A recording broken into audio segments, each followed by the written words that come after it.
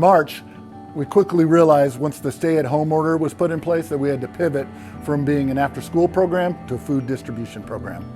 Normally in Villa 500, it's the sound of children playing, coloring, crayons, homework, cooking club, garden, soccer in the backyard, but all of that is switched. Now it's a food distribution center.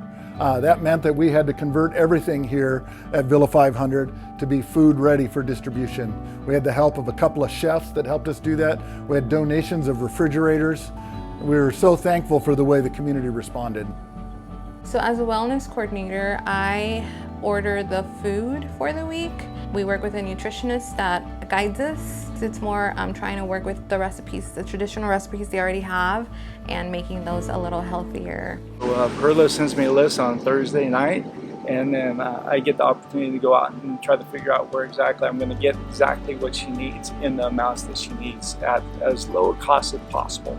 So just try to use my network through vendors and through other nonprofits and just people that have a heart to serve.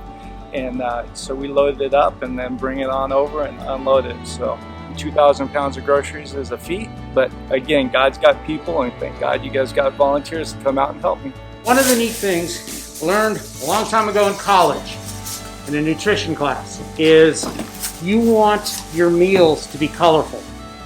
If you have a colorful meal, that means you've got lots of vegetables in there from the different varieties, and that helps put nutrition back into the body. Because unfortunately, too many people are eating fast food. So when they're getting this at home, they're getting nutritional substance for not just adults, but also for children. And that's important.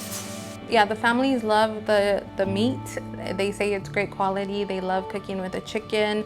Even like the carne asada, they're like, this is some of the best meat we've had. So they're excited when they get those. It wasn't just about making sure that they were fed, but that they were fed well and that they could interact with each other and support each other in the midst of this pandemic. So in addition to the foods and groceries, we also, they can request like diapers and baby wipes, any toiletries, detergent, toilet paper, shampoo, conditioner, deodorant, anything they need, toothpaste, toothbrushes, they can request, and we have that here for them. We also in the summer try to do like coloring books and crayons and markers and just stuff for the kids to get entertained.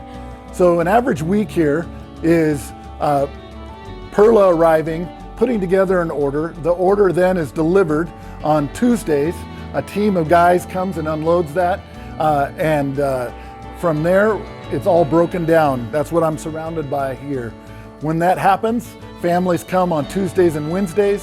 Everybody picks up a week's worth of groceries. That's 55 families at peak, and then approximately 2.5 tons of groceries that came in that morning goes out later that afternoon and the next day. So our families are so grateful to, get all these groceries, because the money, they would spend on groceries, now they can spend it like on bills, because a lot of them are jobless right now, or their hours have been cut. So they come in so happy and so grateful. And it's fun when they come in, because sometimes they, just need someone to talk to because they're home all day, or, just with their family. So, sometimes we catch up, and it's been fun to hear stories of, what's going on, or what brings them joy, or how they're getting through quarantine. During COVID, my mom's workflow was affected. She wasn't able to go clean the houses as she typically does. And so as a self-entrepreneur, she lost a lot of her main source of income. She had to figure out a creative way to still cover our family's expenses. What really helped was the stars was sending home materials that we're familiar with, so she started making tamales. Those same tamales we shared with the community by word of mouth, through friends, and so people were showing up to buy tamales, to help make the tamales, and it ended up being an endeavor that she did for about 2 months into the pandemic, and out of that, it was enough for her to cover our family's expenses, but also support our family in Mexico. It's not only been meaningful for families to be able to participate in this food distribution, but it's been meaningful for us here at STARS. All of us, our relationships are probably strongest they've ever been, especially with our parents. We've always talked to the parents when they would drop the kids off or pick them up, but now they're our primary contact. Domingo's actually moved into a space to where he is communicating with them on a daily basis, hosting these coffee Zoom gatherings where they talk together about solving problems and supporting each other through this time. We knew that we went from 100% low income community that we served to no income community. They lost their jobs. And that's why we had to respond by just meeting the most basic needs.